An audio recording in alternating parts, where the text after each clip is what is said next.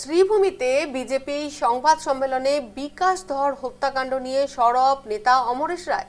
হত্যাকাণ্ডের তীব্র নিন্দা জানিয়ে তিনি একে আন্তর্জাতিক চক্রান্তের অংশ বলে দাবি করেন।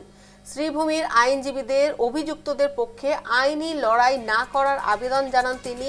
পাশাপাশি এই ঘটনায় সুশীল সমাজ ও বিভিন্ন সংগঠনের নিরাপত্তা এবং প্রশ্ন তোলেন অমরেশ রায়। তার দাবি, এই হত্যাকাণ্ডের পিছনে উত্তর পূর্বাঞ্চলে বাংলাদেশের সঙ্গে যুক্ত করার লক্ষ্যে একটি আন্তর্জাতিক মডিউল সক্রিয় রয়েছে। এই চক্রান্তের বিরুদ্ধে কঠোর ব্যবস্থা নেওয়ার দাবি জানান তিনি।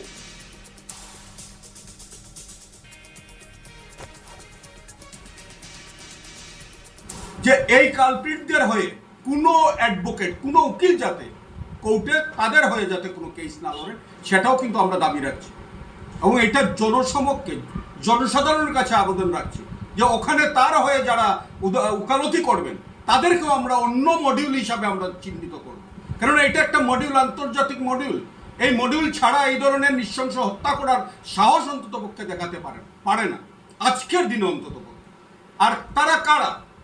আগামী দিনে যখন ভোটার লিস্ট বেরোবে দেখা যাবে তাদের যদি নাম থাকে তাহলে তো তারা অবশ্যই ইন্ডিয়ান হবে, কিন্তু একজনেরও নাম থাকবে না সেটাও জানি। কেননা ওরা বাংলাদেশ মডিউল যেটা আছে, আন্তর্জাতিক মডিউল যেটা আছে, যে নর্থ ইস্টকে আগামী দিনে বাংলাদেশের সাথে যুক্ত করার যে মডিউল যেটা চিন্তা চর্চা যেটা চলছে, সেটার বহিঃপ্রকাশ করছে এই ঘটনা। সংবিধানের শপথ নেওয়া একজন মন্ত্রীর কাছ থেকে কোনো ধরনের উস্কানিমূলক বা অসাংবিধানিক বক্তব্য প্রত্যাশিত নয়। দেশের প্রকৃত নাগরিকদের সংবাদ মাধ্যমের সামনে বাংলাদেশি হিসাবে অভিহিত করার অধিকার নিশ্চয় একজন মন্ত্রীর বা কোনো এমএলএ বা গভর্নমেন্টের নেই।